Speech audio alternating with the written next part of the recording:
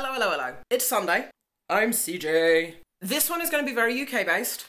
It's also going to be very political. If you don't like those things and don't want to hear me ranting about those, then I'd pop off and I'll see you again soon. So okay, bye. Because we're talking about money and funding transition and spending things on transitions, and because I'm in the UK, there is no way to talk about that and not talk about the NHS. And because I'm talking about the NHS, there is no way for me to talk about the NHS without talking about the election. First up, before I get to anything, if you are not registered to vote, voter registration closes tomorrow. Please register to vote and have your vote heard. I'm not going to tell you who to vote for. I think it's pretty obvious if you follow me on anything or if you know me remotely as a person, who I am going to vote for. And so I will happily have a conversation about politics with you on my personal channels. That's totally fine. The big thing when it comes to, obviously, the government that's in power is how much money the NHS gets. And this has to do with transition because there are people like me and we are having our transition through the NHS. So the centralised health system is fantastic in a lot of ways and terrible in some. And I've had a bit of a mixed bag experience for the 2.5 years that I've been involved, 2 years that I've been involved with them. The number one thing that everybody that is on the NHS knows is that the wait lists are intense.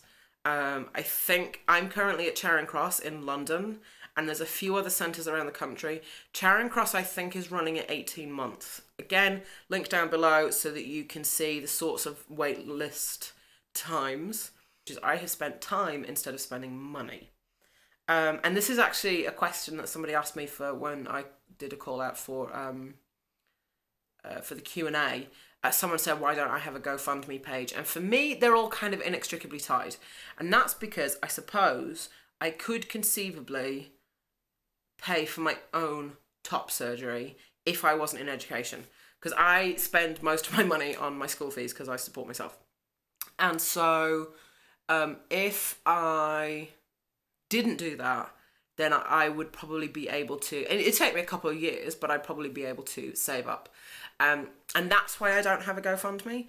I have no criticisms for anybody who has them. I think they're an amazing resource, and it makes me really, really fiercely proud to be a member of a community that's so openly giving.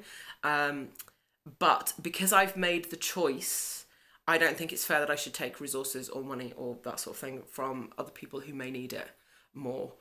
You do see that every once in a while there's sort of a flurry that go around. I wish that I could donate money to all of them, obviously. I think everybody does.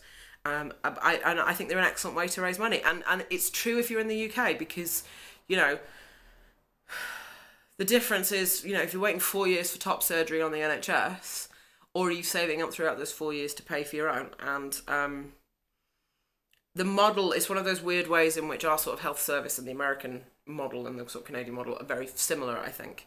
I think I'd probably consider maybe at some point having a Patreon. I like the idea of providing a service. I don't know if that's something that anyone even uses. I don't know much about it. You're going to have to find ways to source it, and you're going to have to find ways to work to do it. Or you're going to have to be patient. And there really is no alternative. Like, this is one of those, there's no quick way around it. I will say, once you're on testosterone in the UK, there are ways around having to spend an awful lot of money. So, for instance, if you're on more than one type of medication, you can get an NHS prepay certificate, which I found really helpful because I take pills for my mental health. And that means, like, I think a prescription is like £9, £8.20, £9, something like that. I pay £10 a month on the prepay certificate, and that means that I get 2 batches of those prescriptions for a tenner instead of nearly 20 quid. To bring it back around to politics, like, we have to decide whether or not the NHS is something that we're going to defend or if it's something that we care about. And if it is, then you need to put your vote where it matters, because without money, the NHS can't run, and without the NHS, I think a lot of us can't transition. So, yeah, there's a bit of a politics rant, really, but it had to do with the topic.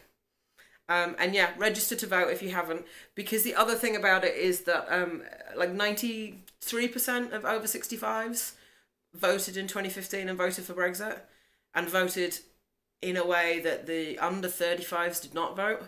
And having been involved in the sort of press and politics end of stuff, a lot, not all, a lot of very vocal over 65s really don't care about funding trans stuff.